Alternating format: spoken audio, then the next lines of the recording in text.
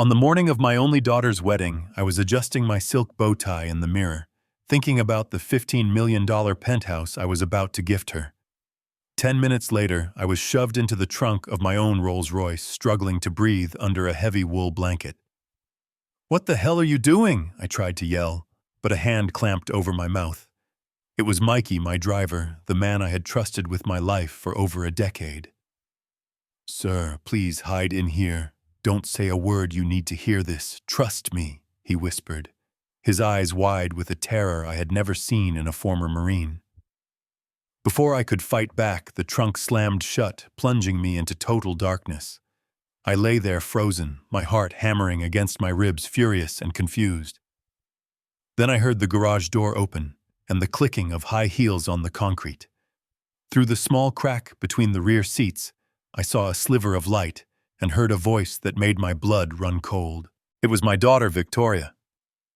"Did the old man sign the papers yet?" she asked. "No, not yet," a male voice replied. It was Blake, her fiancé. "But don't worry, the sedative Patricia gave him will kick in within the hour. By the time we cut the cake, he won't even know his own name." That was the moment I stopped being a father and started being a witness to my own murder. Before I continue this story, let me know where you are watching from in the comments below. Hit like and subscribe if you have ever had to uncover a betrayal so deep it shattered your entire world.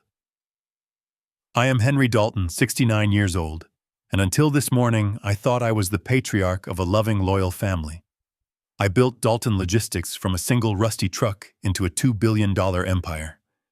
I have negotiated with union leaders in Detroit and politicians in Washington. I have survived strikes, recessions, and the death of my beloved wife 10 years ago. I thought I knew how to spot a liar.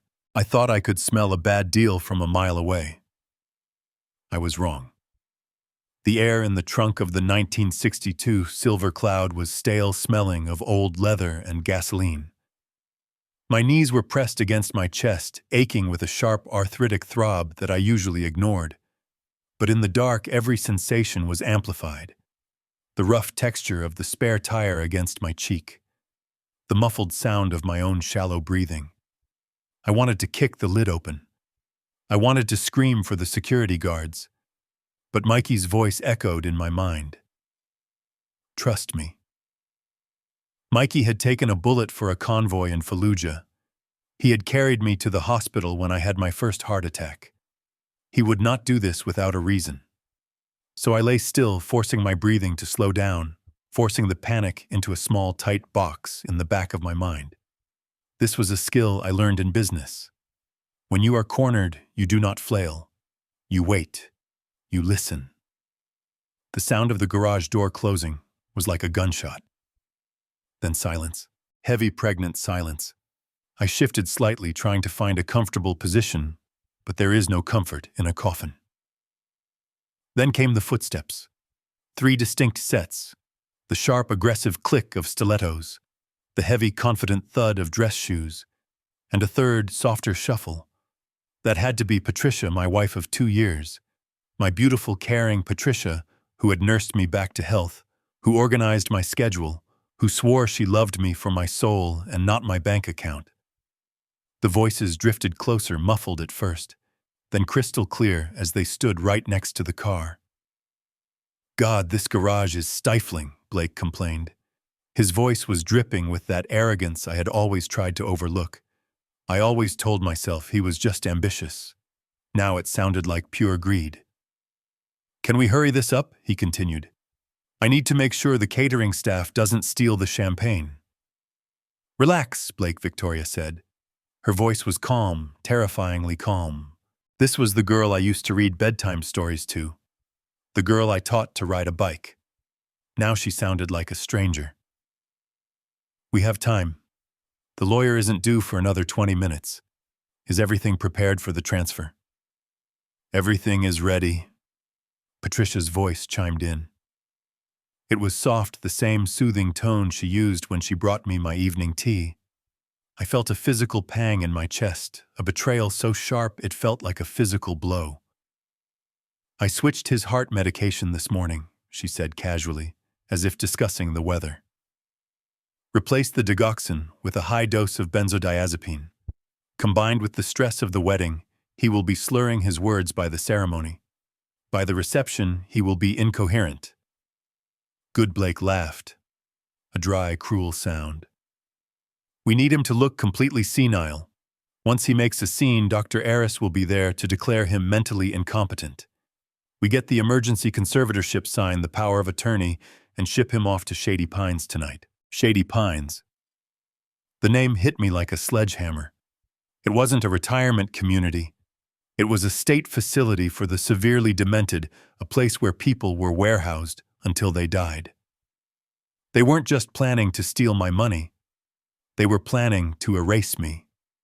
They were going to bury me alive in a room with barred windows and let me rot while they spent the fortune I had spent 40 years building. I bit my lip so hard I tasted blood. My hands clenched into fists were shaking uncontrollably. Not from fear, but from a rage so hot it felt like it was burning my skin. I had given Victoria everything. Private schools, horses, cars, a trust fund that ensured she would never have to work a day in her life. And this was her repayment. A plot to declare me insane on her wedding day. "Are you sure the prenup won't be an issue?" Victoria asked. I could hear the rustle of silk. She was probably checking her makeup in the side mirror of the Rolls-Royce, the very car I was trapped in. "Don't worry about the prenup," Patricia replied. "Once he is declared incompetent, I become his legal guardian. I can annul the prenup. And with Blake handling the finances, we can liquidate the logistics shares before the board even knows what hit them. We are looking at $2 billion split 3 ways, minus the fee for your father, Blake." Father. I froze. Blake's father. I knew Blake's father was out of the picture, a deadbeat who left when Blake was a kid, or so I had been told. "My dad is the best forger in the state," Blake bragged. "He has been practicing Henry's signature for months. The transfer documents are already signed. We just need the old man out of the way so he doesn't contest it." I closed my eyes in the dark. It was a conspiracy. A comprehensive, carefully architectural dismantling of my life. Patricia wasn't just a gold digger.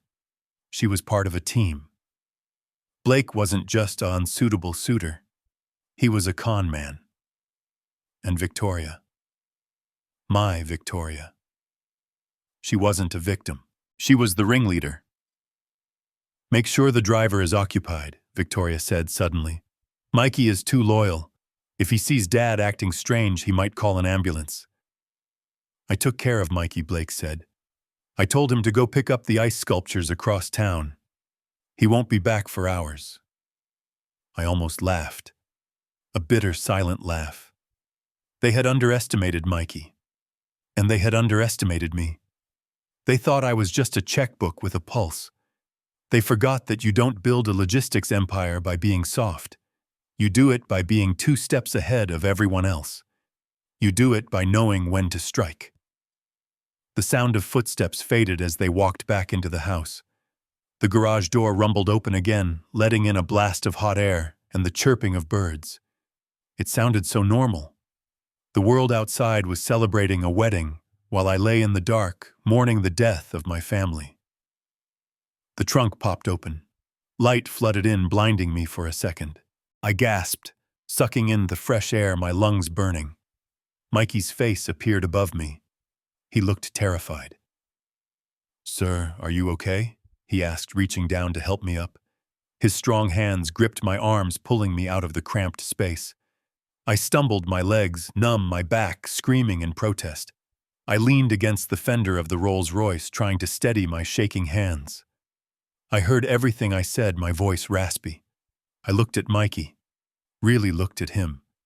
This man who I paid a salary, who I sometimes barked orders at, had just saved my life. While my own flesh and blood plotted my destruction, the hired help was the only one standing between me and oblivion. "I recorded it," Mikey said, pulling a small digital recorder from his pocket. "I put a bug on the sun visor of the car when I was washing it. I knew something was wrong, boss." Patricia has been meeting Blake's dad in motel rooms for weeks. I followed them. You knew, I whispered. I suspected, he corrected. But I needed you to hear it. If I just told you, would you have believed me, Henry? Would you have believed your little girl was capable of this? I looked at the recorder in his hand. No, I wouldn't have. I would have fired him for slander. I would have defended Victoria until my dying breath. Mikey knew that. He knew he had to break my heart to save my life. Thank you, son, I said. The word son came out naturally. I realized in that moment that family isn't blood. Blood is just biology. Family is loyalty. Family is the person who pulls you out of a trunk when the world wants to lock you away. I straightened my bow tie. The panic was gone. The hurt was still there at a dull ache in the center of my chest, but the rage had crystallized into something cold and hard. A plan was forming in my mind. A plan not just to escape, but to destroy them. They wanted a show. They wanted a senile old man. I would give them a performance they would never forget. Hand me the phone, Mikey, I said. My voice steady and commanding. The voice of the CEO was back. Not your work phone. The burner. Mikey handed me a cheap prepaid phone he kept for emergencies. I dialed a number I hadn't used in years.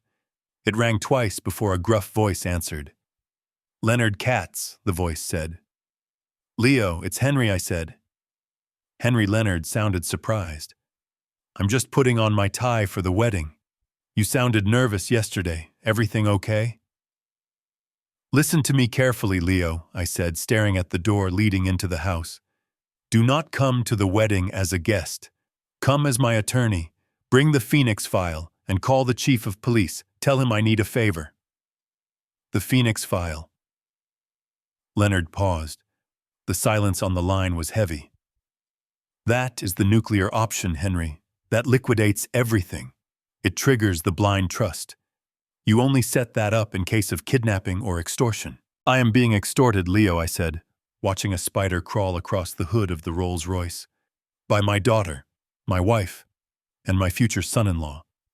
They are trying to verify a Section 5150 on me. Involuntary psychiatric hold. Jesus, Leonard breathed. Are you safe? I am with Mikey, I said. I am safe. But Leo, I need you to bring the forensic accountant team and the original copy of the prenup, the one with the infidelity clause. I'm on my way, Leonard said, his voice shifting from friend to shark. Give me 20 minutes. I hung up and handed the phone back to Mikey. My heart was still fluttering, likely the result of the medication Patricia had been poisoning me with for who knows how long. I reached into my pocket and pulled out the pill case I always carried. I looked at the little white pills. Benzodiazepine. Sedatives. I poured them onto the concrete floor and crushed them under the heel of my dress shoe. Mikey, do you have any aspirin? I asked. Mikey nodded and ran to the glove compartment of his sedan parked in the corner. He came back with a bottle of aspirin and a bottle of water. I took 2 aspirin to thin my blood, praying it would counteract whatever damage the poison had done. You need to go to the hospital, Sir Mikey said, concern etched on his face. You look pale. Not yet, I said. If I leave now, they win. They will say I wandered off. They will spin the narrative. They will say I am confused, lost. Number 1. I have to walk down that aisle. I have to play the part. Play the part? Mikey asked. They expect a senile old man, I said, looking at my reflection in the car window. I smoothed my silver hair. I adjusted my cuffs. I forced a vacant, slightly confused expression onto my face. I slumped my shoulders just a fraction. They want a victim, I told Mikey. So I will give them a victim, until the moment I drop the guillotine. Mikey smiled. It was a grim, wolfish smile. What do you need me to do, boss? Go into the house, I said. Find the sound system. Patricia said Blake disconnected my microphone for the speeches. I need you to make sure that when I speak, the whole world hears it. and hook up that recorder to the main video feed. Consider it done, Mikey said. I took a deep breath. The air in the garage smelled of oil and betrayal. I walked towards the door leading into the kitchen. My legs felt heavy, but my resolve was iron. I was about to walk into a nest of vipers. I was about to smile at the woman who poisoned me, hug the daughter who sold me out, and shake the hand of the man who wanted to bury me. I opened the door and stepped into the light. The kitchen was bustling with caterers. Patricia was there yelling at a server about the arrangement of the hors d'oeuvres. When she saw me, her face shifted instantly from anger to a sickly, sweet concern. "Henry, darling," she cooed, rushing over to me. "Where have you been? We were so worried. You look terrible. Are you feeling okay?" I looked at her. I looked at the eyes I had fallen in love with, the mouth I had kissed this morning. I saw the monster underneath the makeup. I let my hands tremble. I let my jaw go slack. I don't know. I stammered, making my voice sound weak and reedy. I got lost. I was looking for the bathroom. Patricia grabbed my arm, her grip tight and controlling. She turned to the caterers, rolling her eyes. "See what I have to deal with," she whispered loudly enough for them to hear. "He is getting worse every day." She led me out of the kitchen towards the dressing room. "Come on, Henry. Let's get you some water. You need to take your medicine before the ceremony starts." I stumbled along with her, leaning my weight on her shoulder. I could feel her stiffen with revulsion. She hated me. She truly hated me, and the feeling was entirely mutual. As we walked down the hallway lined with portraits of our happy family life, I made a silent vow to my dead wife. I would burn this house to the ground. I would strip them of every dollar, every credit card, every ounce of social standing. By the time the sun went down today, the Dalton name would be cleansed. "I am not a victim," I thought, as she pushed me into a chair and handed me a glass of water spiked with sedatives. "I am the retribution, and the show is just beginning." I took the glass, brought it to my lips, and pretended to drink, letting the liquid flow into the handkerchief I had concealed in my palm. "That's a good boy," Patricia said, patting my cheek. "Just relax, Henry. It will all be over soon." She had no idea how right she was. It would all be over soon. But not for me, for them. I sat back, closed my eyes, and waited for the curtain to rise. I walked down the hallway toward the master suite, my legs feeling heavy not from age, but from the sheer weight of the performance I was about to give. The house was buzzing, with the distant noise of the string quartet warming up in the garden, a sound that usually brought me peace, but today sounded like a funeral dirge. I paused outside the mahogany double doors of my dressing room.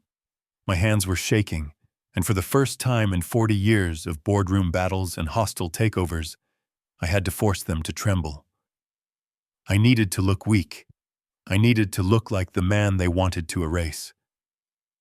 I took a deep breath, filling my lungs with the scent of lilies and floor wax, and pushed the door open. Patricia was there, standing by the window, adjusting the curtains with a frantic energy that betrayed her composure. She turned as I entered, her face arranging itself instantly into a mask of worried affection. It was terrifying to watch. 1 second, she was a predator, calculating her kill, and the next, she was the doting wife of a fragile old man. She wore a silk dressing gown that I had bought her in Paris last spring, a trip where she had held my hand under the Eiffel Tower and told me I was the love of her life.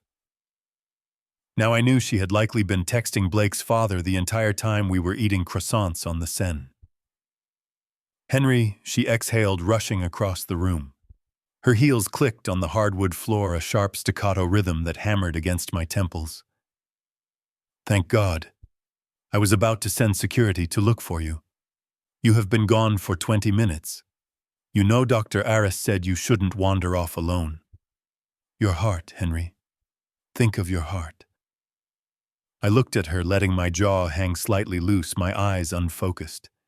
I focused on a spot just past her ear, refusing to make direct eye contact. I had to sell the confusion. I had to make her believe the non-existent dementia was taking hold. I couldn't find the library. I mumbled, my voice cracking. I wanted to see the book, the one about the ships. Patricia sighed, a sound of exaggerated patience that grated on my nerves. The library is on the first floor, Henry. We are on the second floor. We have lived here for 15 years. You know this. She took my arm, her grip firm, almost pinching. She led me to the velvet armchair in the corner of the room, treating me like a piece of mismanaged luggage. Sit down, she commanded, though her tone was wrapped in fake sweetness. You are flushed. You are working yourself up again. I need you to stay calm for Victoria. It is her big day. I sank into the chair, letting my body slump. I watched her through half-closed lids as she walked to the side table. There it was, a crystal pitcher of freshly squeezed orange juice and a single glass. The condensation on the glass caught the morning light, making it look inviting, refreshing. But I knew better. I knew that glass contained a cocktail of benzodiazepine strong enough to knock out a horse, or at least make a 69-year-old man slur his words and stumble on his daughter's wedding dress. Here, she said, turning back to me with the glass in her hand. Her smile was tight, her eyes not smiling at all.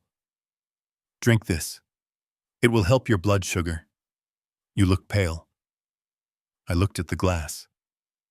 In my mind, I was calculating the chemical composition, the time it would take to absorb the legal ramifications of poisoning a spouse. But on the outside, I reached for it with a trembling hand. I made the glass rattle against the saucer. I made myself look pathetic. I don't want it. I whined, pushing the glass away slightly like a petulant child. It's too sour. Henry, drink the juice, she said, her voice dropping an octave. The sweetness evaporated. This was the real Patricia. Impatient, cruel. Don't make a scene. Victoria is already stressed enough without you acting up. Drink it, now. I took the glass. The crystal was cold against my fingertips. I lifted it to my lips, my hand shaking so much that the liquid sloshed dangerously close to the rim. I could smell the faint chemical tang underneath the citrus. She was watching me like a hawk, her body tense, waiting for me to swallow the poison that would sign away my freedom. I tilted the glass back. The liquid touched my lips. I let a small amount flow into my mouth, but I didn't swallow. I held the liquid under my tongue, the bitter taste of the sedative blooming in my mouth, vile and metallic. I lowered the glass, feigning a swallow, and then immediately brought my hand up to my mouth to cough. It went down wrong. I sputtered, hacking loudly. I grabbed the silk handkerchief from my breast pocket, the vintage Hermes square I had selected so carefully this morning, and pressed it to my mouth. As I coughed and gagged, I spat the mouthful of poisoned juice into the fabric, folding it quickly to hide the stain. To Patricia, it just looked like an old man choking on his drink. Be careful, she snapped, stepping back to avoid any splatter on her gown. Good Lord, Henry, you can't even drink juice like a normal person anymore. I continued to cough, my eyes watering. I needed to get rid of the rest of the juice in the glass without drinking it. I couldn't just put it down. She would make me finish it. I had to destroy the evidence of my refusal. I let my spasms of coughing turn into a full-body tremor. My arm jerked and I released my grip on the crystal glass. It fell from my hand, tumbling in slow motion towards the expensive Persian rug. The sound of shattering crystal was explosive in the quiet room. Orange juice and shards of glass exploded outward, soaking the rug and splattering onto the hem of my tuxedo pants. No, Patricia shrieked. She stared at the mess, her face turning a shade of red that matched the veins in her neck. The mask was gone completely now. She wasn't the concerned wife.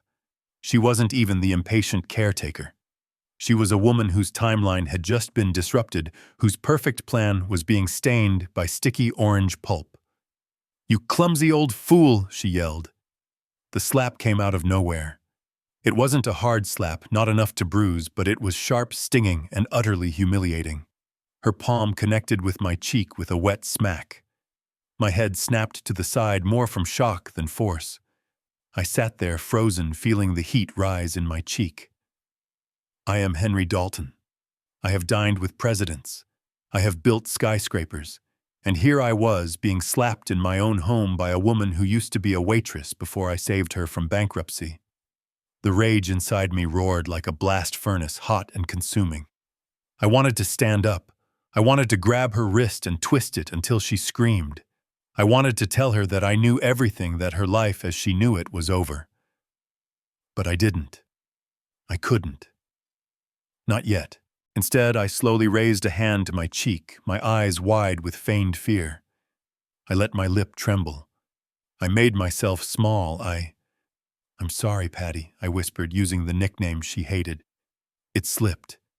My hand, it just slipped. Look at this mess, she hissed, ignoring my apology. She grabbed a towel from the vanity and threw it at me. Clean yourself up. Look at your pants. You look like a toddler who wet himself. God, I can't wait until tonight is over. She knelt down not to check if I was cut by the glass, but to blot the juice from the rug. She was muttering to herself words that were meant to be private, but were loud enough for me to hear. Useless. Completely useless. Just a few more hours. Just get him to the car. She stood up, holding the juice-soaked towel. She looked at me with pure disgust. There was no love in her eyes. There wasn't even pity. There was only calculation. She saw me as an obstacle, a piece of debris she had to step over to get to the bank vault. Stop crying, she ordered, though I wasn't crying. I was staring at her, memorizing this moment. I was etching the feeling of her hand on my face into my memory, so that later when the police were dragging her away, I wouldn't feel a shred of guilt. I am going to get another glass, she said, smoothing her hair. And you are going to drink it. And if you spill it again, Henry, I swear to God I will pour it down your throat myself. Do you understand me? I nodded, staring at my shoes. Yes, I whispered. Stay here. Don't move. Don't touch anything. She turned on her heel and marched out of the room, slamming the door behind her. The lock clicked. She had locked me in. I sat in the silence, the smell of oranges and ammonia rising from the floor. I slowly reached into my pocket and pulled out the juice-soaked handkerchief. I unfolded it, looking at the stain. I folded it back up carefully and placed it in the inside pocket of my jacket, right next to the digital recorder. This wasn't just a handkerchief anymore. It was evidence. Attempted poisoning. Elder abuse. I touched my cheek. It still stung. Good. Let it sting. Let it burn. I wanted to remember this pain. I stood up, stepping over the broken glass. I walked to the full-length mirror and looked at myself. I saw an old man with gray hair and a stained suit. But in the eyes staring back at me, I saw a shark smelling blood in the water. You want a helpless old man, Patricia, I whispered to the empty room. You want a child. Fine. I will be the child. But you seem to have forgotten the most important rule of raising children. Eventually they grow up. And when they do, they remember everything. I checked my watch. We had 40 minutes until the ceremony. 40 minutes to keep up this charade. 40 minutes until I could drop the bomb that would blow their entire world apart. I sat back down in the chair, composed my face into a mask of vacancy, and waited for my wife to return with the second dose of my execution. I was ready. The limousine door closed with a heavy final thud that felt less like the start of a celebration and more like the ceiling of a vault. The interior was cool, almost freezing, pumping artificial air that smelled of conditioned leather and the overpowering scent of Victoria's Chanel perfume. It was the same perfume I had bought her for Christmas, a scent that used to remind me of my little girl playing dress-up. Now in the confined space of the stretched Lincoln, It smelled chemical and suffocating. I pressed my back against the plush seat, letting my head loll to the side against the cool window. I watched the familiar oak trees of our driveway blur past trees I had planted with my own hands 30 years ago. I wondered if this would be the last time I saw them as a free man. Victoria sat across from me, her white wedding dress taking up almost the entire bench seat. Tulle and silk cascaded around her like foam from the sea. She looked breathtaking. That was the tragedy of it. She looked exactly like her mother did on our wedding day. The same dark eyes, the same curve of the chin. But where her mother had eyes that held the warmth of the sun, Victoria's eyes were cold, glued to the glowing screen of her smartphone. Her thumbs moved across the glass with a frantic, aggressive rhythm, tapping out messages that I knew weren't about flower arrangements or seating charts. I decided to try one last time. Call it a father's foolish hope. Call it the desperate need to find a shred of humanity left in the child I had raised. I needed to know if the girl who used to cry when she found a wounded bird was truly gone, replaced entirely by this ice queen sitting across from me. I let out a low, shaky breath, making sure it sounded like a wheeze. "Victoria," I rasped, letting my hand tremble as I reached out toward her. I didn't touch her. I didn't want to risk her recoiling from me. I just let my hand hover in the air between us, a bridge she could choose to cross or burn. She didn't look up. She didn't even pause her typing. "What is it, Dad?" she said, her voice flat and distracted. "Do you remember I started keeping my voice soft and wavering? Do you remember the red bicycle? The one with the streamers on the handlebars? You were 6, you were so afraid to take the training wheels off." I waited. I watched her face for a flicker of a smile, a soft softening of the jaw, anything. I remembered that day vividly. I had run behind her for an hour, holding the seat, my back aching, promising I wouldn't let go until she was ready. When I finally let go, and she realized she was flying on her own, the look of triumph on her face had been worth every drop of sweat. I wanted her to remember that trust. Victoria finally looked up, but there was no nostalgia in her expression. There was only irritation. She looked at me like I was a television set that had suddenly turned on to a channel she didn't want to watch. "Dad, honestly," she sighed, rolling her eyes toward the ceiling of the limo. "Why are you bringing that up now? I am trying to coordinate with the wedding planner. The florists are running late. I don't have time for your ancient history." I felt a sharp pain in my chest, and this time it wasn't the ghost of the poison. It was the heartbreak of rejection. I pushed through it. I had to be sure. I just wanted to say I continued, forcing a tear to pool in the corner of my eye. "I kept my promise, Vicky. I never let go until you were ready. I always tried to catch you." She laughed then. It was a short, sharp sound devoid of humor. "Well, you can't catch me now, Dad. I am grown up, and frankly right now you are the one who needs catching. Look at you. You are a mess. You have orange juice on your shirt. You are rambling about bicycles. You can barely hold your head up." She leaned forward, invading my personal space. The scent of her perfume became overwhelming. Her eyes bored into mine, searching for signs of weakness, verifying that the drugs were working. "This is exactly why we need to sign those papers today, Dad," she said, her voice dropping to a conspiratorial whisper. "You are slipping. We all see it. Blake sees it. Patricia sees it. You are not capable of managing the estate anymore. You are getting confused. You are living in the past." I am not confused. I wanted to scream. I am sharper than you and your con man fiancé combined. But I bit the inside of my cheek until I tasted iron. I blinked slowly, letting my mouth hang open slightly. "Papers," I mumbled, feigning ignorance. "What papers?" "The power of attorney, Dad," she said, speaking slowly and loudly, as if I were deaf or stupid. "And the conservatorship agreement. We talked about this. Blake is going to take care of the business.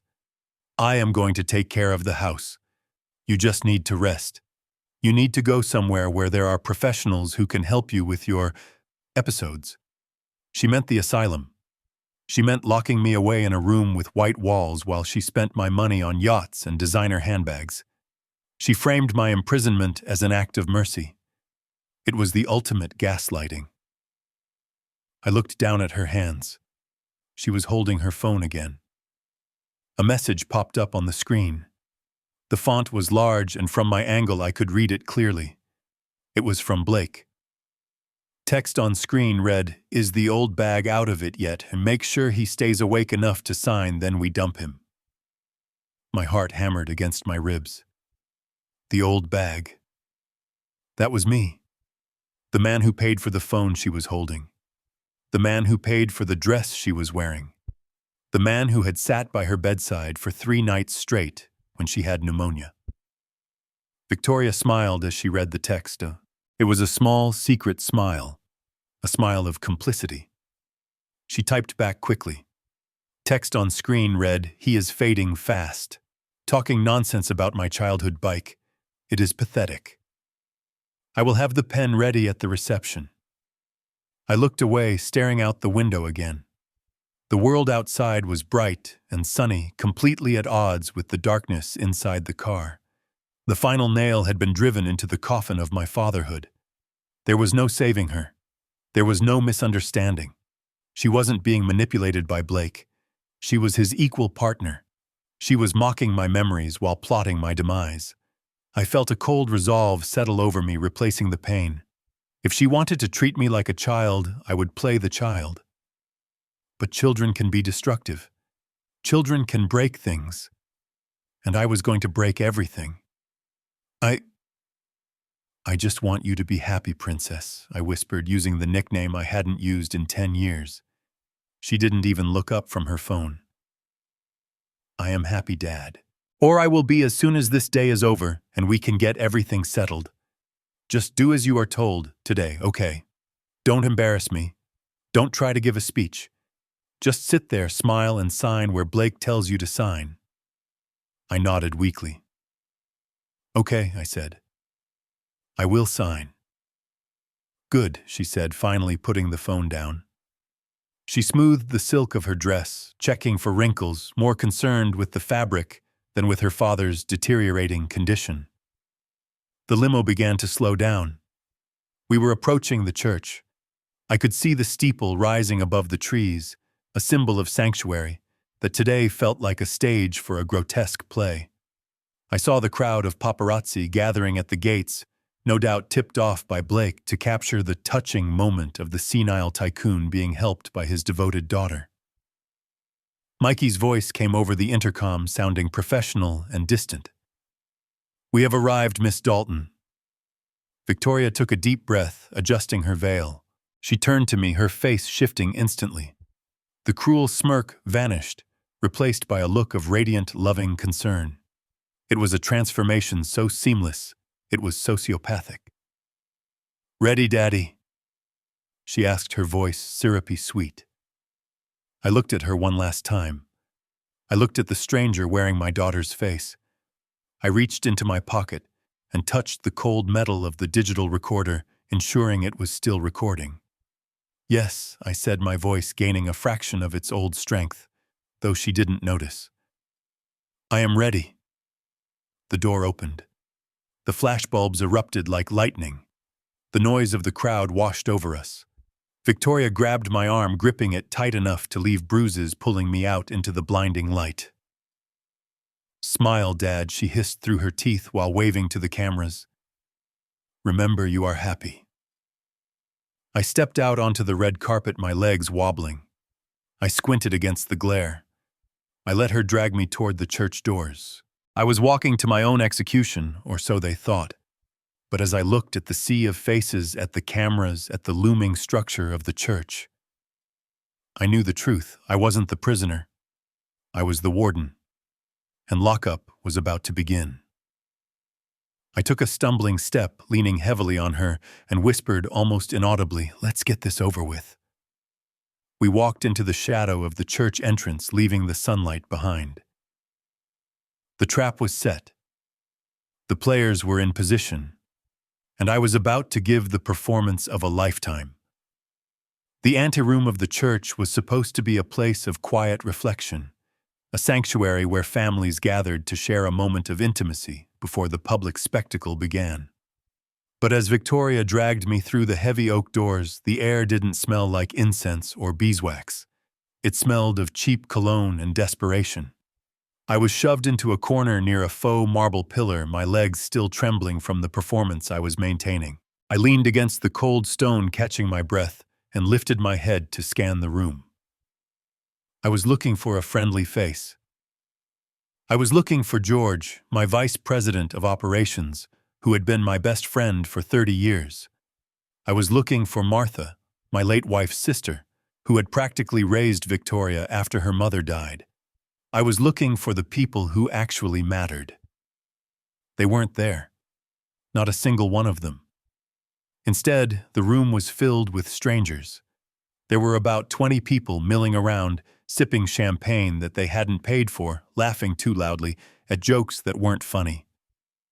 I watched a young man in a shiny, ill-fitting suit check his reflection in a silver tray. I saw a woman with too much filler in her lips stuffing hors d'oeuvres into her purse. These weren't guests. They were filler. They were the entourage of the new life Blake and Victoria were building, a life of flash over substance, of quantity over quality. I realized with a sinking feeling that my friends hadn't just been uninvited. They had likely been told I didn't want them there. I could imagine the lies Patricia had spun. Henry is not well. He doesn't want anyone to see him like this. He gets violent. It is better to remember him as he was. They had isolated me completely, stripping away my support system so that when the hammer fell, there would be no one left to object. "Stay here, old man," Blake said, appearing at my elbow. He didn't call me Henry. He didn't call me Dad. The mask was slipping more and more the closer we got to the altar. "I need to go handle the press. Don't wander off, or I will have security leash you to a radiator." He walked away, high-fiving the man in the shiny suit. I watched him go, a ball of cold fury forming in my gut. I needed a moment. I needed to check the recorder. I needed to make sure the red light was still blinking, promising me that every insult was being captured for the jury. I shuffled towards the men's restroom, keeping my head down, playing the part of the confused geriatric. I pushed the door open. It was empty, thankfully. The bathroom was opulent, lined with black marble and gold fixtures, a testament to the vanity of the venue. I walked to the sink and gripped the porcelain tightly, staring at myself in the mirror. My eyes were clear. My jaw was set. I looked like a man ready for war. I reached into my pocket and pulled out the recorder. The light was steady. It had captured the conversation in the limo. It had captured the conversation in the garage. But I needed one more thing. I needed a direct threat. I needed Blake to hang himself with his own words, explicitly and undeniably. The door behind me opened. I didn't need to turn around to know who it was. The heavy scent of expensive musk oil filled the small space instantly. I quickly shoved the recorder back into my pocket, leaving the top slightly exposed to ensure the microphone wasn't muffled. I slumped my shoulders, splashing water on my face to hide the alertness in my eyes.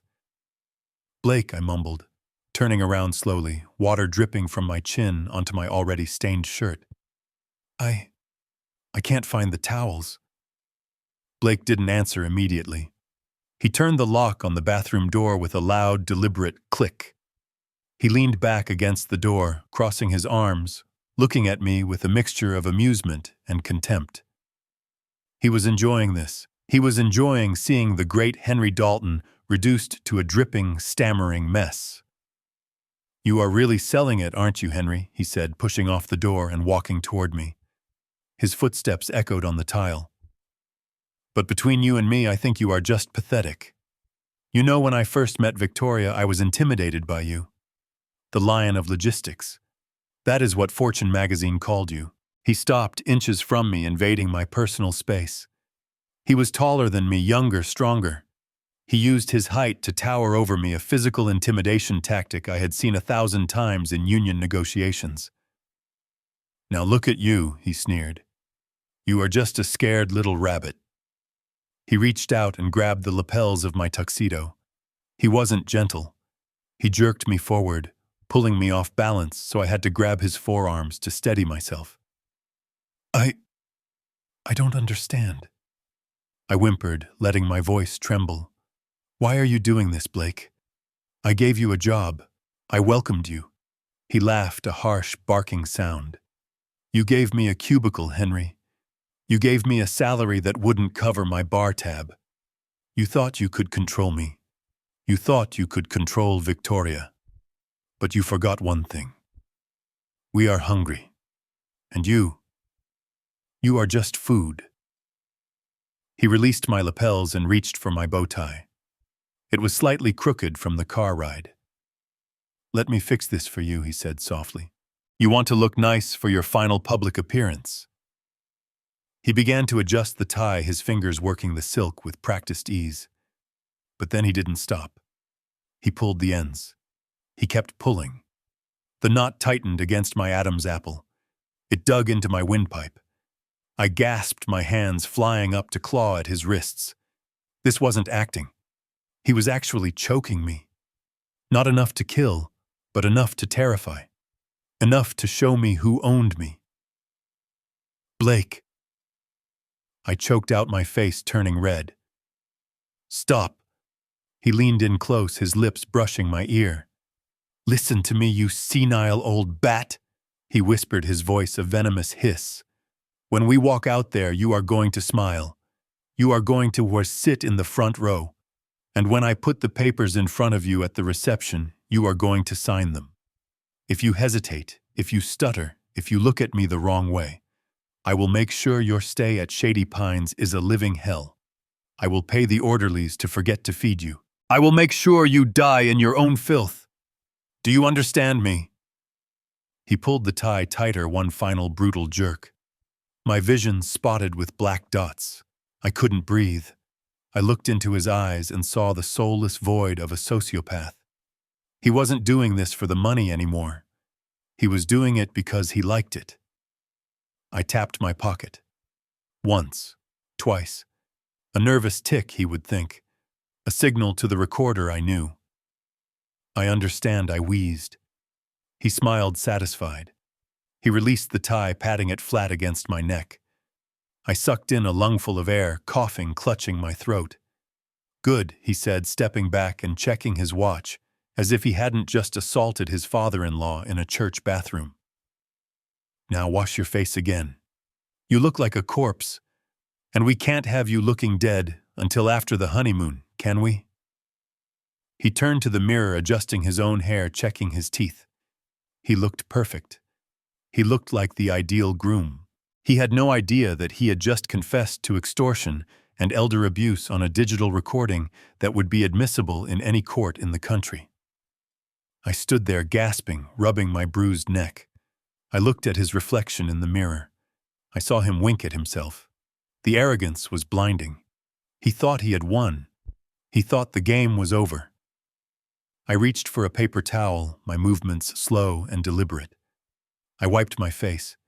I straightened my jacket. I wasn't just fixing my clothes. I was putting on my armor. Blake unlocked the door. He held it open, mocking me with a bow. "After you, Dad." I walked past him, keeping my head down. But as I passed, I whispered just loud enough for him to hear. "Thank you for fixing my tie, Blake." He didn't catch the tone. He didn't hear the steel underneath the rasp. He just chuckled. "Anytime, old man. Anytime." We walked back out into the anteroom. The music had swelled. The ceremony was about to begin. The guests, the actors, were taking their seats. I saw Victoria at the end of the hall, clutching her bouquet. She looked at Blake and he gave her a thumbs up. A signal. He is broken. He is ready. I walked toward my daughter, the pain in my throat a constant reminder of the monster she was marrying. I felt the recorder warm against my chest. I had the weapon. Now all I needed was the stage, and as the heavy doors of the sanctuary began to open, revealing the long aisle that led to the altar, I knew the curtain was rising on the final act of their tragedy and the first act of my freedom. The massive oak doors of the cathedral groaned open, a sound that reverberated through the hollow cavity of my chest. The organ music swelled instantly, a thunderous rendition of the wedding march that felt less like a celebration and more like the soundtrack to an impending collision. I stood at the threshold of the nave, the long red carpet stretching out before me like a vein of fresh blood cutting through the gray stone. Beside me, Victoria adjusted her grip on my arm. It was not the gentle, reassuring hold of a daughter seeking support from her father in her final moments as a single woman. It was a clamp. Her fingers manicured to sharp porcelain points dug into the bicep of my tuxedo jacket, pinching the aging skin underneath.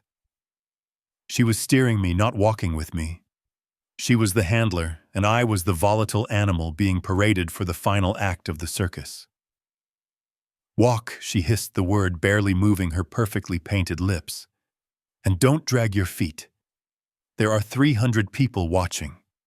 Try to look like you know where you are." I took the first step.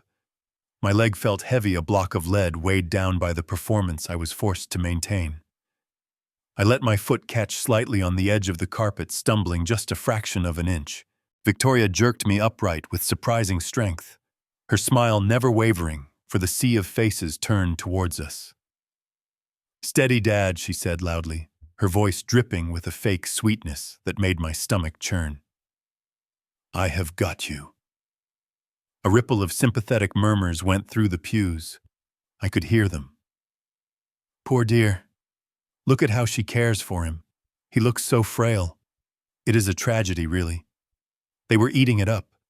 The narrative had been set so perfectly that even my physical stumbling was being interpreted exactly as Blake and Victoria had intended. I looked out at the guests as we began our slow, agonizing march toward the altar.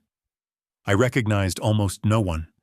The first few rows, usually reserved for close family and lifelong friends, were filled with people I had only seen in business magazines or on social media feeds.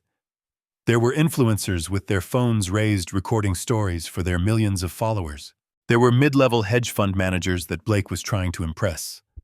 There were clients of the logistics firm whom I had refused to do business with because of their shady practices, now sitting in the front row, grinning like sharks who smelled blood in the water.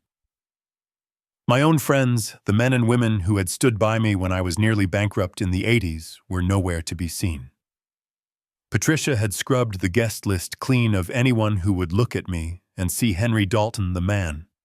She had only invited those who would see Henry Dalton, the liability. I looked at the floral arrangements lining the aisle. White lilies, hundreds of them. The scent was overpowering, thick and cloying. Lilies. The same flowers we had at my late wife's funeral. I wondered if that was a coincidence or a cruel inside joke. Every step I took brought a fresh wave of that funeral scent, a reminder that the man walking this aisle was supposed to be dead by sundown, at least legally speaking. We were halfway down the aisle now. I could see Blake standing at the altar. He stood with his legs slightly apart, his hands clasped in front of him in a pose of false humility. He was wearing a custom-made tuxedo that likely cost more than my first house. His hair was slicked back, his smile gleaming under the architectural lighting. But his eyes gave him away. He wasn't looking at his bride. He was looking at me. He was watching my feet, my hands, my eyes. He was assessing the asset. He was calculating the time remaining until the transfer of power was complete. He looked at his watch, a quick, subtle flick of the wrist. He was impatient. He wanted the signing, not the ceremony. I felt Victoria's nails dig deeper into my arm. "Smile, Dad," she whispered through her teeth. "Stop staring at Blake like that. You look confused. Look happy." I forced the corners of my mouth upward. It felt like stretching old rubber. I tried to summon the memory of the day she was born. I tried to remember the tiny pink bundle I had held in the hospital room, the overwhelming promise I had made to protect her from the world. I looked at her profile now, the sharp jawline, the cold eyes focused on the camera flashes. I had failed. I hadn't protected her from the world.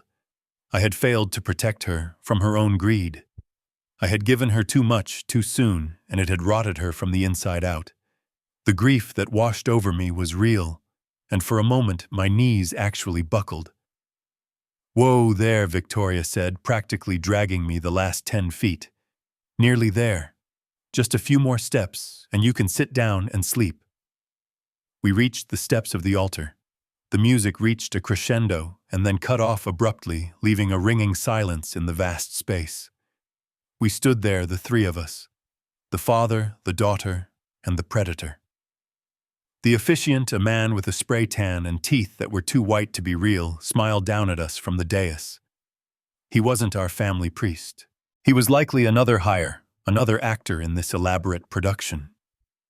He cleared his throat, the sound amplified by the microphone system. He looked at Victoria, then at Blake, and finally pityingly at me. "Who presents this woman to be married to this man?" he asked.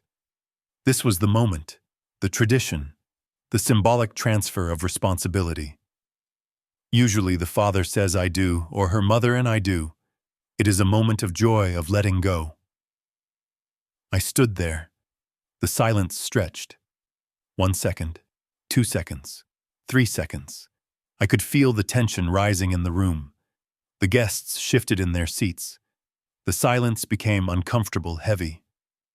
I looked at Blake. I looked at Victoria. I took a breath, preparing to speak. I wanted to scream. I wanted to shout, "No one, I give her to no one, I am calling the police," but I remembered Mikey's advice. I remembered the recorder in my pocket. I remembered the long game. I had to be the victim for just 1 more hour. But my throat closed up. My dignity, the last shred of it I was holding on to, refused to let me say the words. I physically could not say "I do." I could not verbally consent to my own destruction. So I just stood there, swaying slightly, my mouth opening and closing like a fish out of water. Victoria's hand squeezed my arm so hard I thought the bone might snap. "Say it," she hissed, her voice barely audible. "Say the line, you old fool." I looked at her, eyes wide, feigning a total mental lapse. I stammered. Who is—" I pretended to forget who she was. It was the ultimate dagger, a double-edged sword. It played perfectly into their narrative of dementia, but it also denied them the satisfaction of my blessing. Blake's smile faltered. He saw the guests exchanging worried glances. He saw the narrative of the perfect wedding beginning to crack under the weight of the awkward silence. He couldn't let the scene drag on. He couldn't let people start to wonder if something was wrong with me other than old age. He needed to take control. He stepped down from the altar, breaking protocol. He moved with the aggressive speed of a bouncer when breaking up a bar fight. He didn't look like a groom anymore.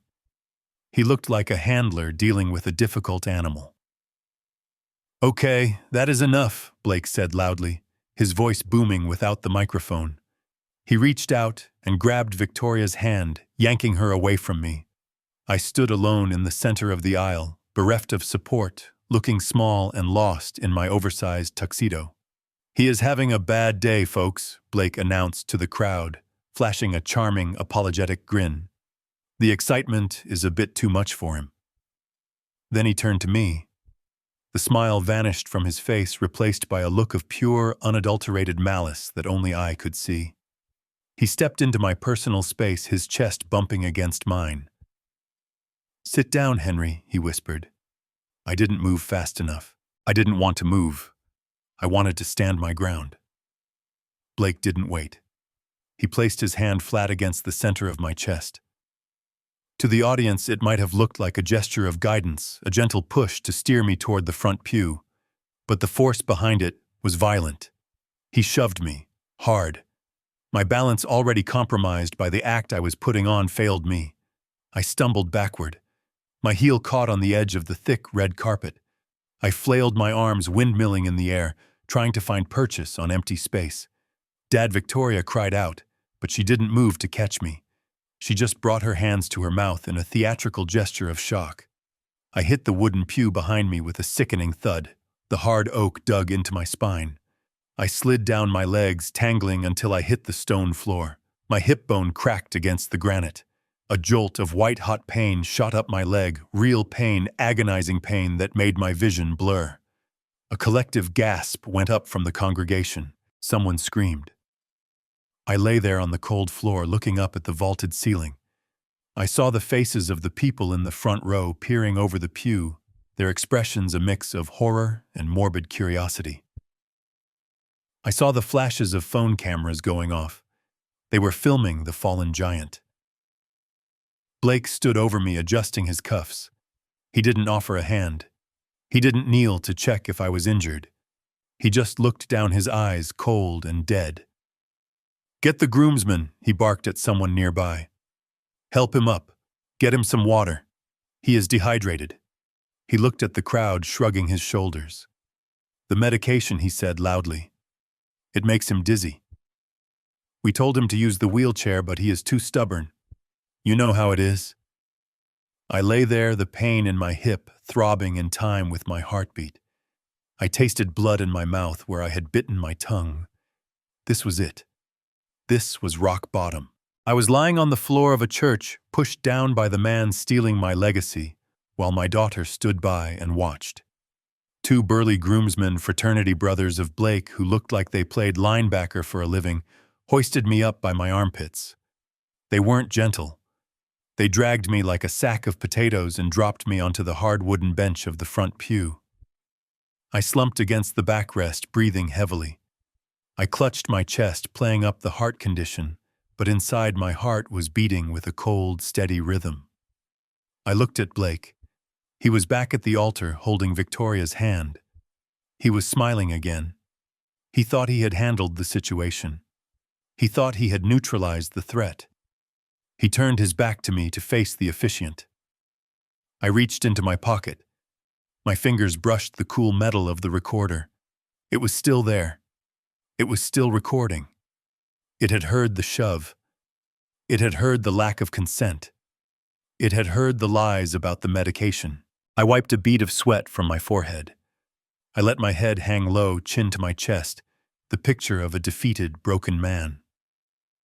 But under the shelter of my bowed head, my eyes were open. I was watching the back of Blake's neck. I was watching the way Victoria's shoulders relaxed now that I was out of the way. Go ahead, I thought. Say your vows. Make your promises to God. Because when you turn around, you are not going to see a helpless old man. You are going to see the end of your world. I sat in the pew, nursing my bruised hip, and waited for the microphone.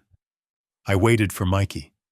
I waited for the moment when silence would no longer be an option. The storm wasn't just coming. It was sitting in the front row wearing a tuxedo, and it was ready to break. The transition from the cathedral to the reception hall was a blur of flashing lights and forced smiles.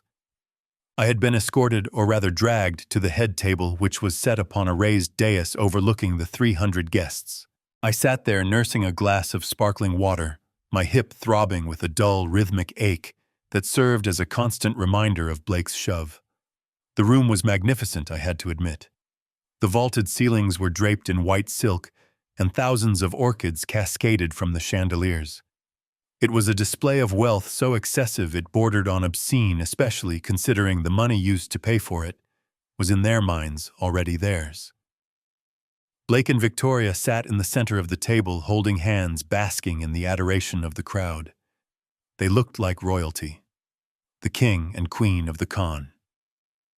Blake leaned over to whisper something in Victoria's ear, and she threw her head back, laughing, a sparkling, artificial laugh that didn't reach her eyes. They were celebrating. They thought the hard part was over. The old man had been humiliated, pushed aside, and was now sitting quietly in the corner, medicated and defeated. They were just waiting for the cake cutting to slip the power of attorney documents under my nose. The master of ceremonies, a slick man, with a radio voice, stepped up to the podium. "Ladies and gentlemen," he boomed, "please raise your glasses for the maid of honor toast." I watched as Victoria's best friend, a girl named Chloe who had never worked a day in her life, stumbled through a speech about love and destiny. I watched the guests pretend to listen, their eyes glazing over. I watched Patricia sitting 2 seats away from me, texting under the table. She caught me looking and shot me a glare that could peel paint. "Sit up straight, Henry," she mouthed. "You look like a corpse." I slowly straightened my spine, fighting the pain. I didn't look away. I held her gaze until she was the one who flinched and looked back at her phone. The predator senses fear, but it also senses a threat. She was starting to feel the shift in the air, even if she couldn't name it yet. After the best man finished a speech filled with inside jokes that only frat brothers would understand, the room fell into a polite silence. The MC looked at his cue card, hesitated for a split second, and then smiled. And finally, he said, his voice dropping a notch, "We have a few words from the father of the bride, Mr. Henry Dalton." A ripple of tension went through the room. I saw Blake stiffen. He hadn't expected this. He had given strict orders. He stood up halfway, waving his hand at the MC, in a cut-it-out gesture, slashing his finger across his throat. But the spotlight had already swung toward me. The beam was blinding hot and white. I slowly pushed my chair back. The screech of the wooden legs against the parquet floor echoed in the silent room. I used the table to pull myself up, playing the part of the struggling invalid one last time. I stood there swaying slightly, blinking in the light. Blake was staring at me, his eyes wide with warning. He tapped his watch. "Time to go," his eyes said. "Sit down or else." I ignored him. I reached for the microphone stand that had been placed in front of my seat. It was a wireless mic, sleek and modern. I pulled it off the stand. My hand was shaking. I brought it to my lips. "My daughter," I began. Silence. I tapped the microphone head. Thump, thump, nothing. No sound from the speakers. I tried again. "Victoria." Still nothing. The room was dead silent save for the clinking of silverware. Blake stood up fully now, a look of mock sympathy plastered on his face. "Oh, folks," he announced, his voice projecting easily over the crowd. "It looks like we are having some technical difficulties. And honestly, Dad is pretty tired. It has been a long day. Maybe we should let him rest." He walked toward me, reaching out to take the dead microphone from my hand. His grip was hard. "Give it to me, Henry," he whispered. "Don't embarrass yourself. It is turned off. I made sure of it." I held on to the microphone. We were locked in a silent struggle, 2 men holding a piece of plastic, fighting for dominance. The guests watched, confused. To them, it looked like a caring son-in-law helping a confused old man. "Just sit down," Blake hissed. And then a sound tore through the air. It was a high-pitched squeal of feedback, loud enough to make half the room cover their ears. It didn't come from the microphone in my hand. It came from the main speaker stacks towering on either side of the stage. Blake froze. He looked around, confused. From the shadows of the heavy velvet curtains stage left a figure emerged. It wasn't a waiter. It wasn't the DJ. It was Mikey. He was wearing his old dress blues, the uniform of a United States Marine, impeccably pressed metals gleaming under the stage lights. He looked like a tank made of flesh and bone. He walked across the stage with a stride that shook the floorboards. In his hand, he held a heavy corded microphone, the cable trailing behind him like a snake. He didn't look at the crowd. He didn't look at Victoria. He walked straight to me. Blake stepped in his path. "Who the hell? Mikey, get out of here. You are fired." Mikey didn't even slow down. He simply shoulder-checked Blake as he passed. It was a casual movement, but it sent Blake stumbling backward into the wedding cake table. Frosting smeared onto his expensive tuxedo. Mikey stopped in front of me. He looked into my eyes. There was no pity there anymore. There was only respect. He held out the microphone. "Your floor, sir," he said, his voice deep and steady. I dropped the dead wireless mic. It clattered onto the plates, breaking a piece of china. I took the corded microphone from Mikey. It felt heavy. It felt cold. It felt like a weapon. I wrapped my fingers around it. I took a deep breath. And for the first time in 12 hours, I stood up completely straight. The slump vanished. The tremors ceased. The vacuous look in my eyes sharpened into a glare of pure diamond-hard clarity. I looked at Blake, who was wiping frosting from his sleeve, looking furious. I looked at Victoria, whose mouth was hanging open. I looked at Patricia, who had turned the color of ash. I brought the microphone to my lips. "Can you hear me now?" I asked. My voice boomed through the hall, rich and powerful, rattling the crystal glasses on the tables. It was the voice that had commanded strikes, the voice that had built an empire. It was not the voice of a man with dementia. A gasp went through the room. The transformation was instantaneous and terrifying. Blake scrambled to his feet. "Cut the sound," he screamed at the DJ booth. "Cut it now!" But the DJ was gone. One of Mikey's Marine buddies was standing in the booth, arms crossed, staring Blake down. "I am not finished," I roared, my voice drowning out Blake's protests. I turned to face the crowd. I made eye contact with the bankers, the lawyers, the fair-weather friends. "You all came here expecting a wedding home," I said, pacing slowly in front of the table. "You came to see the union of two young lovers. You came to drink my champagne and eat my food. But mostly, you came to see the final act of Henry Dalton." I pointed a finger at the front row. "I heard the whispers," I said, softly leaning in. "Poor Henry. He is losing it. He is senile. He is pathetic." I laughed. It was a dark, menacing sound that echoed off the vaulted ceiling. "Do you think I am crazy?" I asked. I turned to Victoria. She was gripping the tablecloth, her knuckles white. "Victoria, do you think I am crazy?" I repeated. "Dad, stop!" she squeaked, tears of panic welling in her eyes. "You are making a scene. Please. You are sick." "Sick?" I asked. "Am I? Or am I just inconvenient?" I reached into my pocket and pulled out the handkerchief. The orange juice stain had dried to a crusty brown. "This morning my loving wife handed me a glass of juice," I said, holding the cloth up for the cameras. "She told me it was for my blood sugar. But when I didn't drink it, she slapped me." I turned to Patricia. She was shaking her head violently. No, he is lying. He is imagining things." "I didn't drink it, Patricia," I said.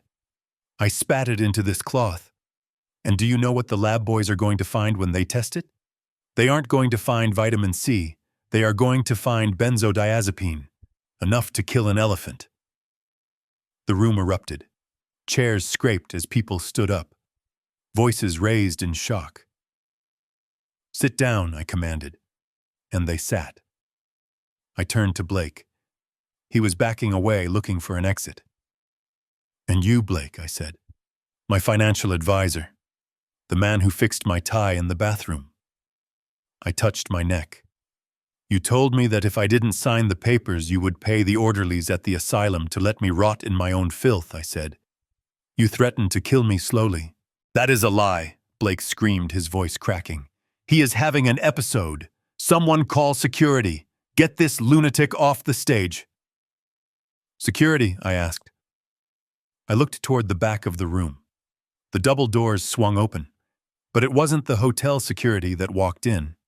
It was a phalanx of uniformed police officers led by the chief of police himself. Behind them walked Leonard Katz, clutching a thick black briefcase.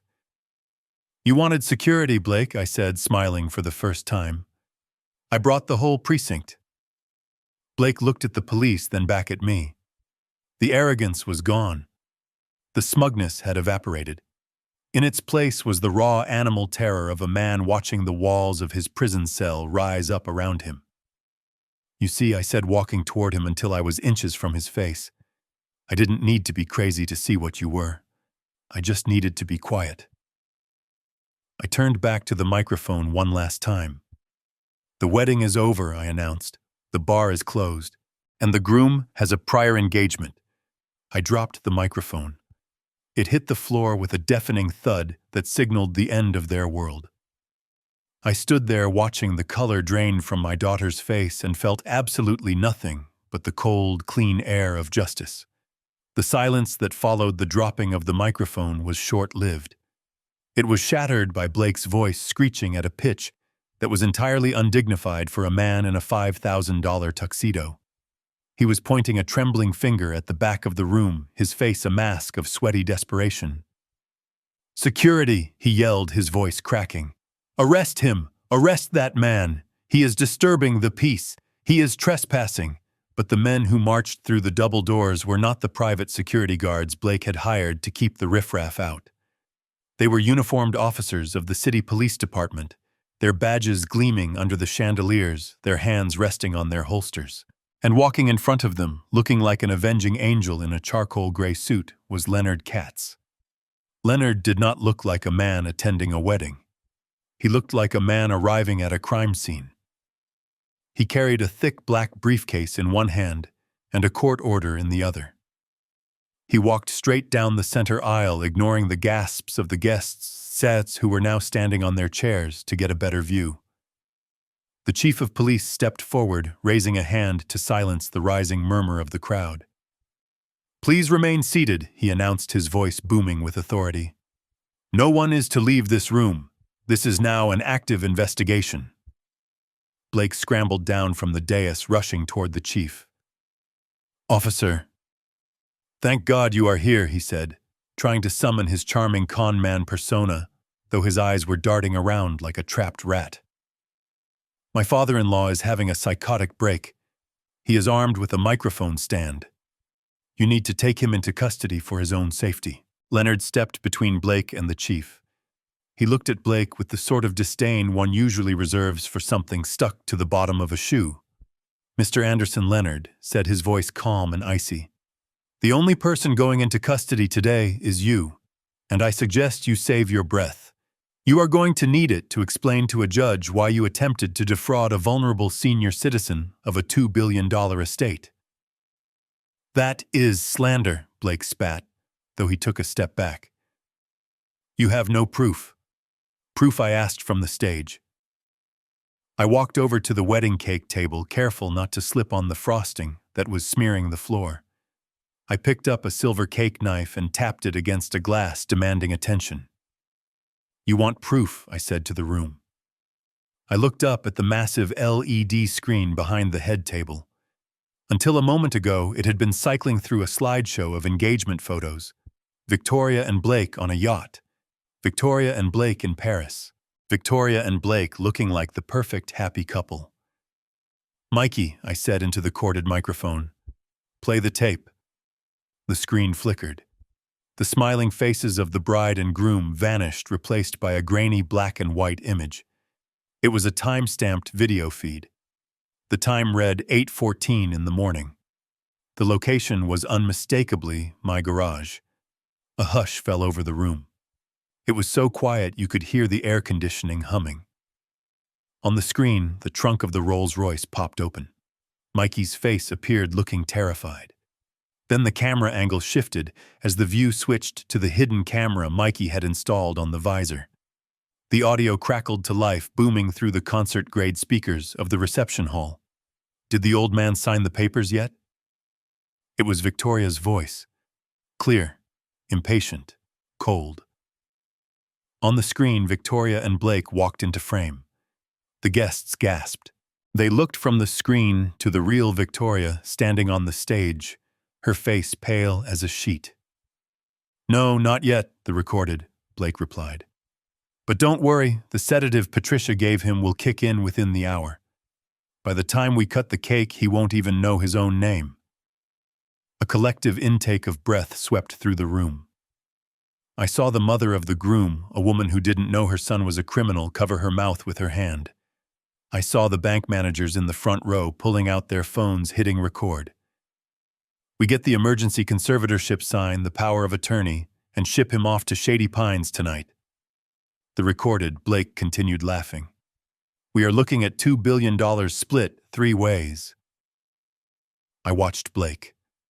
He wasn't looking at the screen. He was looking at the floor, his fists clenched. He knew it was over. But Victoria was shaking her head, tears streaming down her face. "It is fake," she screamed, pointing at the screen. "It is AI. Someone generated that voice. It is a deepfake. My father is doing this to hurt me. He is jealous." I didn't say a word. I just nodded to Mikey. The video cut. The screen went black for a second. Then a new image appeared. This one was in color. The timestamp was from 3 weeks ago. The location was a dimly lit room. It looked like a motel room. Cheap art on the walls. Unmade bed. 2 figures were sitting on the edge of the bed counting stacks of cash. One was a man I recognized instantly, though I had never met him. He had the same jawline as Blake. It was Blake's father, the forger. And sitting next to him wearing a bathrobe I had bought her was Patricia. The crowd erupted. It was pandemonium. People were shouting. I saw Patricia's sister in the 3rd row stand up and look at her with horror. On the screen, Patricia leaned over and kissed the man. It was a long, passionate kiss. Then she pulled back and laughed. "The old fool has no idea," the recorded Patricia said. "He thinks I am at a charity gala. He is so desperate for love. He believes anything I tell him. God. His skin feels like paper.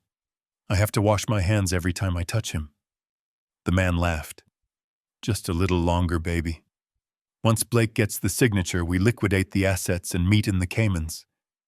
You won't ever have to touch him again." "I can't wait," Patricia said on screen, falling back onto the bed. "I am going to buy a younger husband with his money." The video froze on that image. Patricia laughing on a motel bed with another man. I looked at the real Patricia. She was standing near the edge of the stage. She wasn't screaming anymore. She wasn't denying it. She was frozen, staring at her own betrayal projected 20 feet high for 300 of her closest friends and rivals to see. Her face was a mask of absolute terror. She knew that every person in that room, every society wife she had tried to impress, every charity board member she had schmoozed, was seeing her naked soul. And it was ugly. I walked over to her. I stood next to her, looking up at the screen. "You know, Patricia," I said into the microphone, my voice calm but amplified so everyone could hear. "You were right about one thing. My skin does feel like paper. But paper can cut, and paper can burn." Patricia turned to me. Her eyes were wild. "Henry, please," she whispered, grabbing my sleeve. That was a long time ago. We were on a break. It is taken out of context. I love you. You know I love you." I gently peeled her fingers off my sleeve as if she were something contagious. "You don't love me, Patricia," I said. "You love the lifestyle I provide. And as of this morning, that lifestyle has been terminated." I turned to the crowd. The police officers were moving in now. They were surrounding the stage. "Turn it off!" Blake screamed, finally snapping. He grabbed a wine bottle from the table and hurled it at the screen. It shattered harmlessly against the frame glass, raining down on the floor. "That is enough," the chief of police shouted. "Blake Anderson, put your hands behind your head. Now!" Blake looked for an exit. He looked at the kitchen doors. He looked at the fire exit. But every door was blocked by a uniformed officer. I watched as the reality of his situation crashed down on him. The arrogance, the swagger, the plans for the Caymans, it all evaporated in the face of cold, hard justice. Victoria was sitting on the floor now, her beautiful wedding dress pooling around her like a shroud. She was sobbing, but they weren't tears of remorse. They were tears of a spoiled child who had finally been told no. "Daddy, please," she wailed, looking up at me. Make them stop. Tell them it is a misunderstanding. I am your daughter." I looked down at her. I remembered the little girl on the bicycle. I remembered the teenager I taught to drive. I searched my heart for that well of unconditional love that fathers are supposed to have. But all I found was the memory of the trunk, the darkness, the lack of air, the way she had checked her makeup while discussing my imprisonment in a mental ward. "You are not my daughter," I said, my voice breaking slightly, not from weakness but from the finality of the loss. "You are an accomplice." I signaled to the chief. "Officer, do your duty." The officers swarmed the stage. I watched as they grabbed Blake. He struggled, shouting obscenities, kicking at the officers. It took 3 of them to pin him to the ground. I heard the distinct click-click of handcuffs tightening. Then they moved to Patricia. She didn't fight. She went limp, sobbing hysterically as they pulled her arms behind her back. She looked at me one last time, her mascara running down her face in black streaks. "Henry." "I am sorry," she wailed. "I am so sorry." "Save it for the jury, Patricia," I said, turning my back on her. "And finally, Victoria." An officer, a female officer, approached her gently. "Ma'am, you need to stand up." "I can't," Victoria sobbed. "I can't go to jail. I have a honeymoon. I have tickets to Italy." "You won't be needing those," Leonard said, stepping onto the stage next to me. He opened his briefcase and pulled out a stack of papers. I looked at the crowd. They were silent now, watching the arrest with a mixture of horror and fascination. Phones were still recording. This was going to be on the news tonight. It was going to be the scandal of the decade. I raised the microphone one last time. "I apologize for the disruption," I said to the guests. "I know the cake hasn't been cut, but I think you will agree that the entertainment was worth the wait." I looked at the waitstaff, who were standing by the walls looking terrified. "Open the champagne," I ordered. "Everyone have a drink. It is on me." "We are celebrating what Henry," someone shouted from the back. I looked at the 3 empty chairs where my family used to sit. I looked at the handcuffs glinting under the stage lights. "We are celebrating a clean house," I said. I handed the microphone to Mikey. He took it, nodding solemnly. "Let's go, sir," Mikey said. "The car is waiting." I walked off the stage, stepping over the broken glass and the spilled frosting. I didn't look back at the sobbing figures being led away in cuffs. I walked down the aisle through the crowd of stunned faces. Leonard walked beside me, closing his briefcase with a satisfying snap. As we reached the double doors, I paused. I looked back at the screen one last time. It had gone black. The show was over. The lights were coming up, and for the first time in years, I could see everything clearly. The rot was gone. The parasites were removed. It was just me, my loyal friend, and the rest of my life. I pushed the doors open and walked out into the cool night air. It tasted sweet. It tasted like freedom. The room was so quiet you could hear the hum of the air conditioning units and the soft, terrified weeping of my daughter. The police had paused their extraction of the prisoners, allowing Leonard Katz the floor. This was the moment I had been waiting for, the moment that would hurt Victoria more than any pair of handcuffs ever could. Leonard placed his heavy black briefcase on the table where the wedding cake stood uncut. He clicked the latches open with a sound that echoed like 2 gunshots in the silence. He didn't rush. He was a master of timing, and he knew that the anticipation of the blade was often worse than the cut itself. Victoria was sitting on the steps of the stage, her expensive dress ruined her face, a mess of tears and mascara. She looked up at Leonard, her eyes darting between him and me, searching for a lifeline. She was terrified of jail, yes, but I could see the gears turning in her head. She was calculating. She was thinking that even if Blake went away, even if Patricia was disgraced, she was still a Dalton. She was still the heiress. She still had the name, and she thought she still had the money. Leonard pulled a single crisp document from the briefcase. He held it up to the light. It wasn't a thick contract. It was a single sheet of paper, dense with legal text signed at the bottoms with my signature in bold, unwavering ink.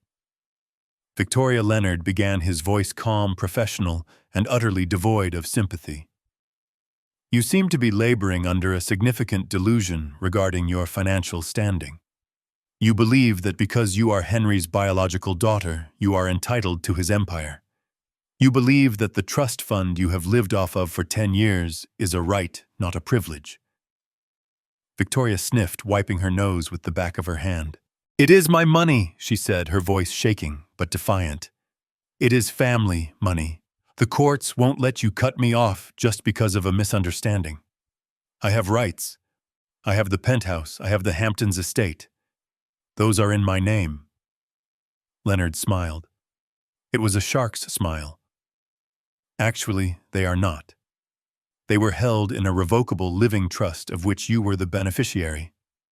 Key word being revocable. He walked over to her, his shoes clicking on the hardwood floor. He loomed over her, blocking out the stage lights. This morning at 8:30, while you were busy plotting to have your father declared mentally incompetent, Henry executed a document known as the Phoenix Protocol. Victoria blinked. The what? She whispered. The Phoenix Protocol. Leonard repeated, savoring the words. It is a fail-safe mechanism designed for exactly this scenario. You see, Henry knew there was a risk.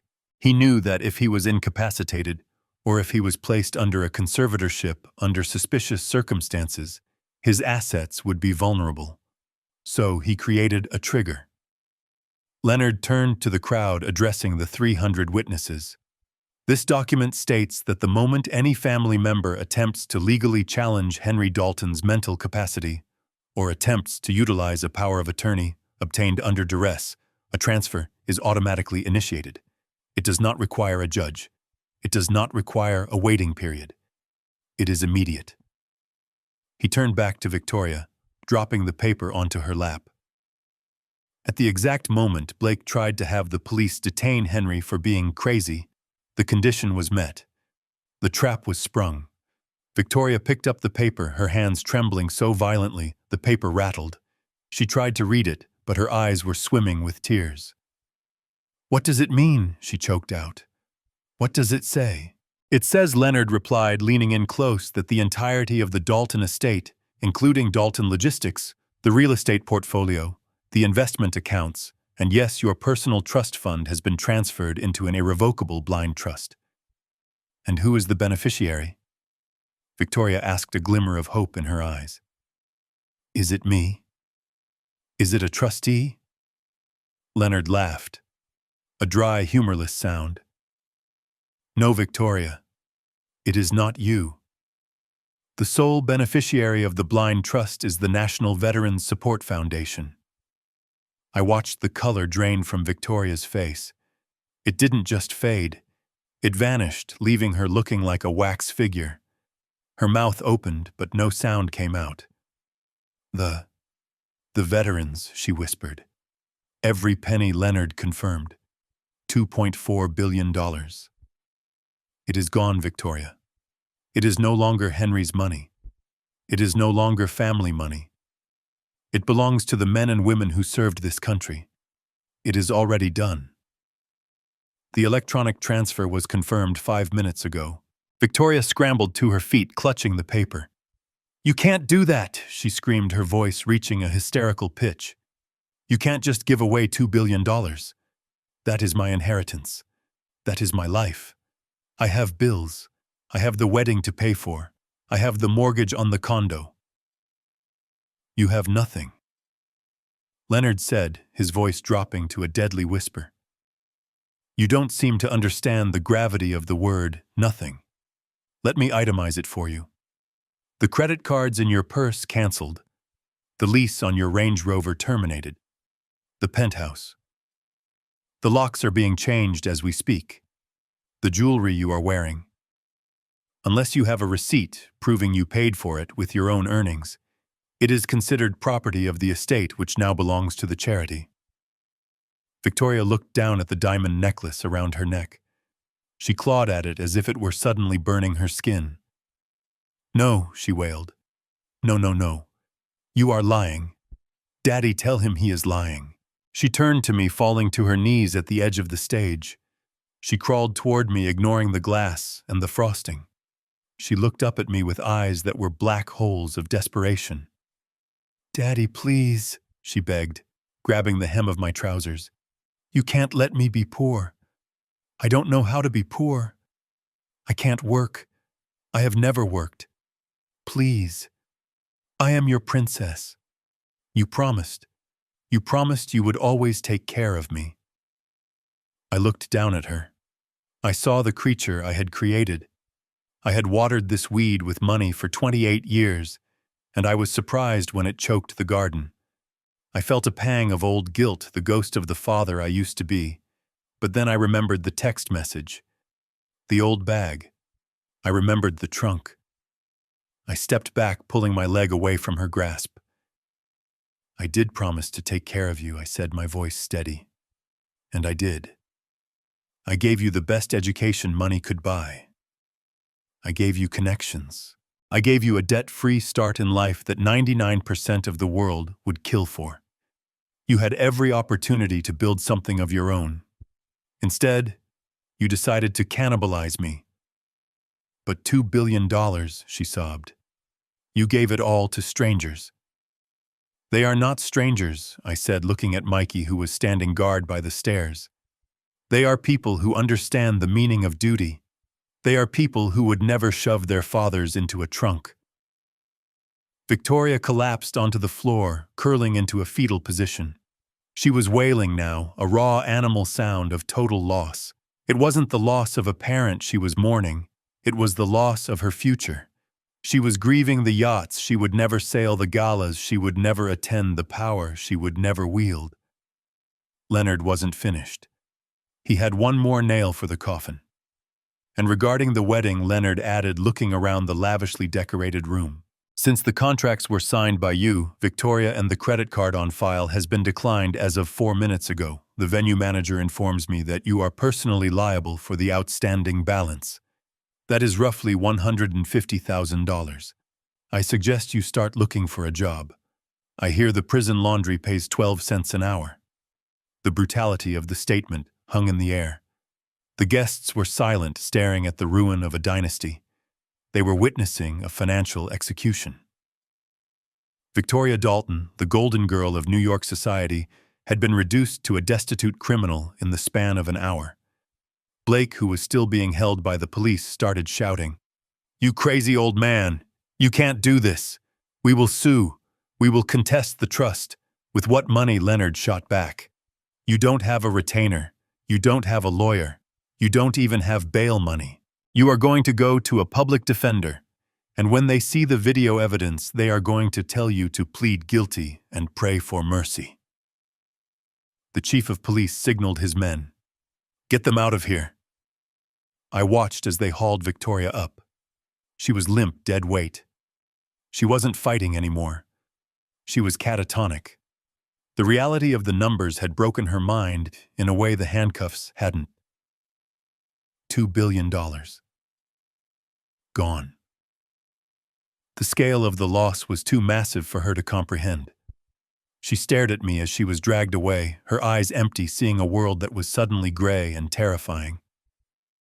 I stood there on the stage, listening to the fading sirens. I looked at the empty room, the half-eaten food, the shattered glass. I felt a hand on my shoulder. It was Mikey. "It is done," Sir Mikey said softly. "Yes," I said, taking a deep breath. "It is done." I looked at Leonard. "Thank you, old friend." Leonard nodded, snapping his briefcase shut. "It was a pleasure, Henry. Expensive, but a pleasure." I turned to leave, but before I did, I looked at the LED screen one last time. It was dark now. The evidence was gone, but the truth remained. I had lost a fortune today. I had lost my family. But as I walked toward the exit, my step was lighter than it had been in years. I realized that the $2 billion hadn't been my wealth. It had been my cage. and I had just bought the most expensive key in history to unlock it. I was broke, relatively speaking. I was alone, and I was free. The silence in the ballroom was heavy, a physical weight pressing down on the chest of every person in the room. The financial execution was over, and now the criminal execution was beginning. The chief of police stepped forward, his boots crunching on the sugar and glass that littered the stage. He didn't look like a wedding guest. He looked like a hammer waiting to strike a nail. He pulled a folded paper from his breast pocket, the parchment crinkling in the quiet room. It was an arrest warrant signed by a judge who had seen the video evidence just an hour ago. Blake Anderson, the chief, announced, his voice projecting without the need for a microphone. "You are under arrest for conspiracy to commit kidnapping, elder abuse, attempted grand larceny, and wire fraud." Blake, who had been pinned to the floor by two officers, let out a howl of rage. He twisted his body, trying to buck the officers off him, his face purple with exertion. "Get off me!" he screamed, spit flying from his mouth. "You have no right. I am a citizen. I know my rights. This is entrapment. That old man set me up." The officers didn't argue. They didn't debate the finer points of the law with a man who had just tried to steal $2 billion. One of the officers, a burly sergeant with a face carved from granite, simply pressed his knee harder into the small of Blake's back. He grabbed Blake's right arm and wrenched it behind him. The sound of the shoulder joint popping was audible in the front row. Blake shrieked in pain, his bravado evaporating instantly. "You are hurting me," Blake whined, his face pressed against the frosting-smeared floor. "That is the point of resisting arrest, son," the sergeant muttered. "Stop moving." I watched as the sergeant pulled the handcuffs from his belt. They were standard-issue steel, dull and heavy. They weren't jewelry. They were tools of restraint. The sergeant slapped the first cuff onto Blake's wrist with a metallic click that sounded like a prison door slamming shut. He yanked Blake's other arm back and secured the second cuff. Blake Anderson, the sergeant recited, hauling Blake to his feet by the chain of the handcuffs. "You have the right to remain silent. Anything you say can and will be used against you in a court of law." Blake stood there, swaying, his tuxedo torn at the shoulder, his hair wild. He looked at me. His eyes were no longer arrogant. They were feral, filled with the panic of a trapped animal. "Henry, tell them," he pleaded, switching tactics in a heartbeat. "Tell them it was a joke. We were worried about you. We wanted to make sure you were safe. It was all for you." I looked at him. I looked at the man who had tightened my tie in the bathroom until I couldn't breathe. I took a sip of my champagne, the bubbles cold and sharp on my tongue. "You have the right to remain silent, Blake," I said calmly. "I suggest you use it." The officers shoved him toward the stairs. He stumbled, nearly falling, his dignity completely stripped away. The guests parted like the Red Sea as he was marched down the aisle, cameras flashing, capturing his disgrace for the morning papers. Next came Patricia. She hadn't moved since the video ended.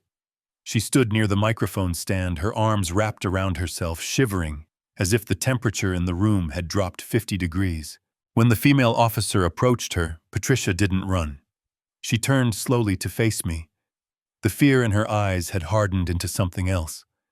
Something ugly and ancient. It was pure, unadulterated hatred.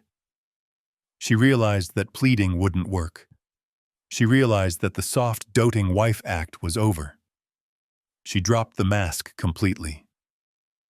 "You bastard," she hissed, the venom in her voice making the officer pause. "You senile, vindictive old bastard." "Ma'am, turn around and place your hands behind your back," the officer ordered, reaching for her wrists. Patricia slapped the officer's wang away. "Don't touch me," she shrieked. "Do you know how much this dress costs?" The officer didn't blink. She spun Patricia around with practiced efficiency, forcing her wrists together. Patricia struggled, kicking out with her heels, her face contorted into a rictus of rage.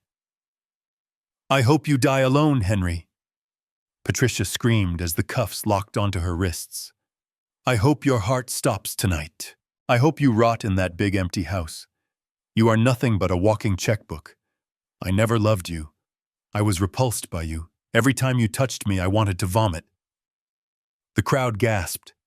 It was a shocking, visceral display of malice. But I didn't flinch. I didn't feel hurt. In fact, I felt a strange sense of relief. Finally, she was telling the truth. I walked over to her, stopping just out of spitting range. You are wrong, Patricia, I said softly, only loud enough for her and the front row to hear. I won't die alone. I have more friends in this room than you ever will. Because you bought people, Patricia. I built them. Get her out of my sight, I told the officer. Patricia was screaming obscenities as they dragged her away, her heels scraping lines into the polished floor. She looked like a demon being exorcised, her beautiful face twisted into a mask of pure evil. And then there was only one left. Victoria. She was still on the floor, curled in a ball amidst the ruins of her wedding dress. She wasn't screaming like Patricia. She wasn't fighting like Blake. She was weeping a low, keening sound of utter despair. When the chief of police approached her, she didn't look at him. She looked at me. She scrambled to her knees, clasping her hands together in a gesture of prayer. She looked so young, so small. For a split second, my heart lurched. This was my baby. This was the girl I had carried on my shoulders. Daddy, please, she sobbed, her voice raw. Not the cuffs. Please, not the cuffs. Everyone is watching. Stand up, Victoria, the chief said gently but firmly. She ignored him. She shuffled forward on her knees, reaching for me. Her hands were stained with cake and tears. Daddy. I am sorry, she begged. I was scared. Blake made me do it. He told me you were sick. I didn't mean to hurt you. I love you. I am your little girl. You can't let them take me to jail. I won't survive in there. She grabbed my hand. Her grip was tight, desperate. Her tears were hot on my skin. Just tell them to stop, she whispered. You have the power. You can stop this. We can go home. I will take care of you, I promise. I will be the best daughter. Just don't let them take me. I looked down at her. I looked at the tears. I looked at the trembling lips. And then I remembered the garage. I remembered the cold darkness of the trunk. I remembered her voice, clear and cold, asking if I had signed the papers yet. I remembered her planning to lock me away in a mental institution until I died. I realized then that the daughter I loved didn't exist anymore. Maybe she never had. The woman kneeling before me was a stranger who shared my DNA and nothing else. She was a criminal who had gambled her soul for a bank account and lost. I slowly, deliberately pulled my hand from her grip. I took a step back, putting distance between us. You are not a child, Victoria, I said, my voice devoid of warmth. You are 28 years old. You made a choice. You chose money over your father. You chose a con man over your family. But I am sorry, she wailed, reaching out again, grasping at empty air. Sorry doesn't open the trunk, Victoria, I said. Sorry doesn't unsigned the commitment papers you prepared. Sorry doesn't give me back the trust I had in you. I looked at the chief. She is all yours, Chief. No, Victoria screamed as the officer pulled her to her feet. Daddy, no, don't do this. I am your flesh and blood. The officer pulled her arms behind her back. Victoria fought then. She thrashed her veil, tearing her dress, ripping at the seams. It was a pathetic, ugly struggle. The sound of the handcuffs clicking on her wrists was the loudest sound in the world. It was the sound of a door closing forever. I stood there watching as they led her away. She was looking back at me over her shoulder, her eyes wide with betrayal, as if I were the one who had wronged her. You did this, she screamed at me as they pushed her toward the exit. You ruined my life. I didn't say anything. I just watched until the white of her dress disappeared through the double doors, followed by the blue uniforms of the police. The room was silent. The guests were staring at me, waiting for me to break down, waiting for the grieving father to collapse. But I didn't collapse. I straightened my jacket. I adjusted my cuffs. I felt a weight lift off my shoulders that I hadn't realized I was carrying. The cancer was cut out. The surgery was brutal, yes. There was blood on the floor. But the patient was going to live. I turned to Leonard, who was watching me with a look of quiet respect. "Leonard," I said, my voice steady, "make sure the police have the original recordings, and tell the press that any further questions can be directed to my legal counsel." I looked at Mikey. "Let's go get that burger, Mikey. I am starving." Mikey grinned, a genuine smile that lit up his face. "Yes, sir, boss." "Double cheese and bacon." "Double cheese and bacon." I agreed. I walked down the steps of the stage, my head held high. I didn't look at the empty chairs where my family had sat. I didn't look at the shocked faces of the elite. I walked out of the ballroom, past the police cars with their flashing lights, and into the night. The air was cold, but for the first time in a long time I wasn't shivering. I was warm. I was alive. And most importantly, I was right. The heavy door of the Rolls-Royce Phantom closed with a solid, reassuring thud, sealing out the noise of the sirens and the chaotic flash of paparazzi cameras. The interior of the car was a sanctuary of silence, smelling of aged leather and the faint, lingering scent of the cedar polish Mikey used on the dashboard. I sank back into the seat, the adrenaline that had sustained me for the last 12 hours finally beginning to ebb away, leaving behind a bone-deep exhaustion. But it was a good kind of tired. It was the exhaustion of a soldier who has survived the battle and knows the war is finally over. Mikey slid into the driver's seat. He didn't put up the privacy partition.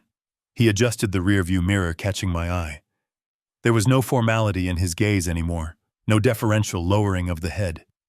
He looked at me man to man, a silent acknowledgement of the trench warfare we had just fought side by side. He started the engine, the V12 purring to life so smoothly it was barely a vibration. He pulled the car away from the curb, navigating through the maze of police cruisers and news vans that had choked the driveway of the estate. We drove in silence for a long time. I watched the city pass by through the tinted windows. The streetlights blurred into streaks of gold and amber. We passed the high-rise condos where my associates lived. We passed the luxury boutiques where Victoria used to spend thousands of dollars in an afternoon. We passed the banks where Blake had tried to hide his debts. It all looked different to me now. Yesterday, these buildings represented my empire. Today, they looked like elaborate cages. I rolled down the window, letting the cool night air rush in, ruffling my hair and stinging my eyes. I wanted to feel something real. I wanted to scrub the scent of expensive perfume and deceit off my skin. We were on the highway now, heading away from the city, away from the Hamptons, away from the life I had known. Mikey didn't ask where we were going. He knew. We were going back to basics. About 20 miles out, the landscape shifted. The manicured lawns and gated communities gave way to strip malls and gas stations. This was the America I had come from.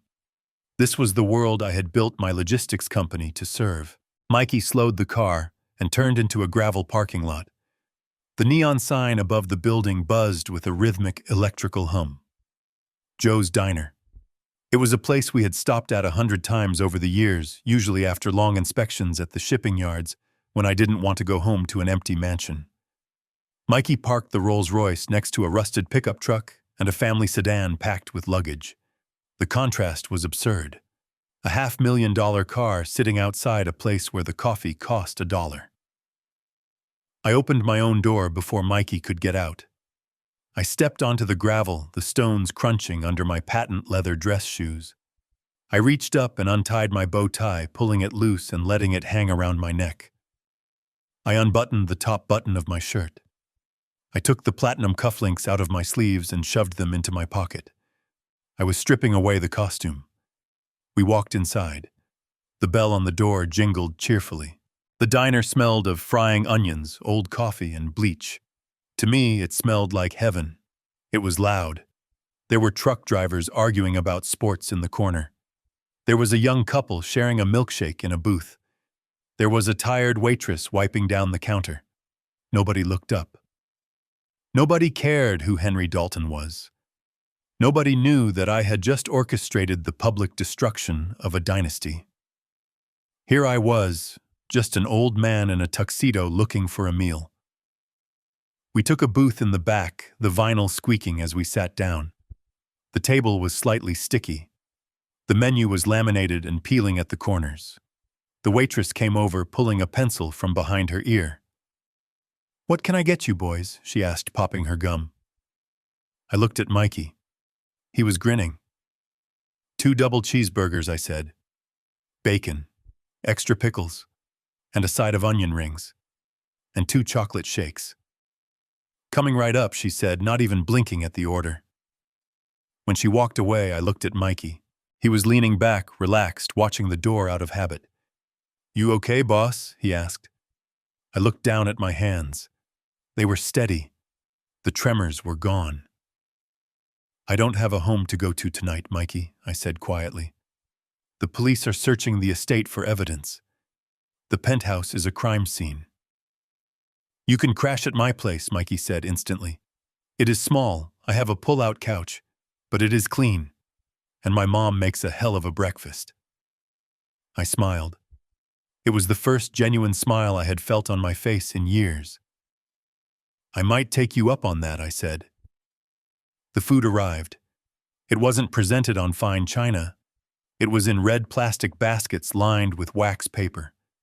The grease from the burgers was already soaking through the paper. I picked up the burger.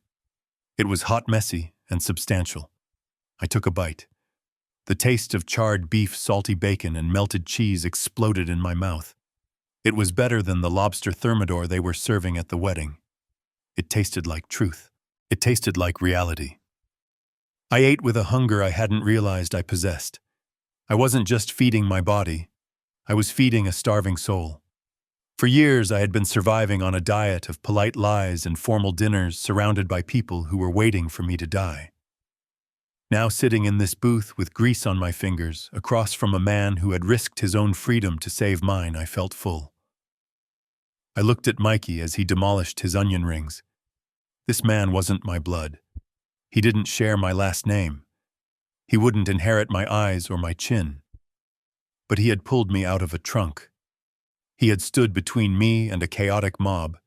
He had handed me the microphone when I had no voice. I realized then that I had been wrong about legacy. I thought legacy was about leaving money to your children. I thought it was about the name on the side of a building. But legacy is about who sits with you when the music stops. It is about who is there when the checkbook is closed. I reached into my pocket and pulled out the cheap burner phone Mikey had given me. I placed it on the table. "Mikey," I said. He looked up, wiping his mouth with a paper napkin.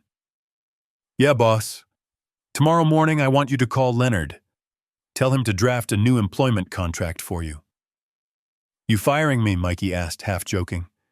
"No," I said. "I am promoting you. I need a partner. I am going to start over. Not a big company. Just something small. Maybe consulting. I need someone I can trust to watch my back. 50-50 split on everything." Mikey stopped chewing. He looked at me, his eyes wide. "Boss, you don't have to do that. I was just doing my job." "You did more than your job, son," I said. "You gave me my life back. And I don't want to be the boss anymore. I just want to be Henry." Mikey slowly extended his hand across the sticky table. I took it. His grip was firm, calloused, and honest. "Deal, Henry," he said. We finished our meal in comfortable silence. I paid the bill with the crumpled $20 bill I found in my pocket, leaving the change for the waitress. We walked back out into the cool night air. The wind was picking up, rustling the trees at the edge of the parking lot. I looked up at the sky. The stars were visible out here away from the city lights. They looked bright and sharp. I opened the car door but stopped before getting in. I looked back at the road stretching out before us. It was dark, and I didn't know exactly where it led. I didn't know where I would live next week. I didn't know what I would do with my days now that the boardroom battles were over. But for the first time in my life, the uncertainty didn't scare me. It thrilled me. I was 69 years old. I had lost a fortune. I had lost my wife and daughter to greed. But I was standing on my own 2 feet, breathing my own air, free from the poison of false love. I got into the car. Mikey started the engine. "Where to now, partner?" he asked. I leaned back, closing my eyes, listening to the hum of the engine and the rhythm of my own beating heart. "Just drive, Mikey," I said.